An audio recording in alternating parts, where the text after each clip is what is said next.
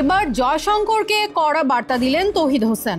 উপদেষ্টা জানান, বাংলাদেশের সিদ্ধান্ত অবশ্যই বাংলাদেশই নেবে, তবে ভারতকেও ঠিক করতে হবে তারা বাংলাদেশের সঙ্গে কেমন সম্পর্ক চায়। 24 ফেব্রুয়ারি পররাষ্ট্র মন্ত্রণালয়ের ব্রিফিংয়ে এসব কথা বলেন উপদেষ্টা তৌহিদ হোসেন। সম্প্রতি দিল্লিতে এক অনুষ্ঠানে জয়শঙ্কর বলেন, দিল্লির সঙ্গে সম্পর্ক স্বাভাবিক করতে হলে ঢাকাকেই সিদ্ধান্ত নিতে হবে। মুখে সম্পর্ক স্বাভাবিক করার কথা বলবে, কিন্তু সরকারের কেউ কেউ আবার ভারত বিরোধী মন্তব্য করবে, দুটি একসঙ্গে চলতে পারে না।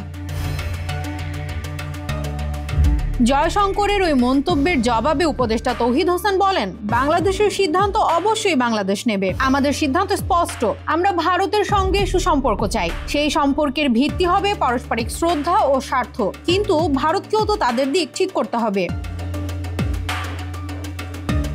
তৌহিদ হোসেন ভারতের দিকে ইঙ্গিত করে বলেন, ভারতীয় আতিথেয়তায় থেকে সাবেক প্রধানমন্ত্রী যে ধরনের কথাবার্তা বলছেন, দুই দেশের সম্পর্কের জন্য তা ক্ষতিকর। তার বক্তব্য আগুনে ঘৃতাহুতি দিচ্ছে, এটা স্বীকৃত। ভারত কিছুতেই এ দায় এড়াতে পারবে না।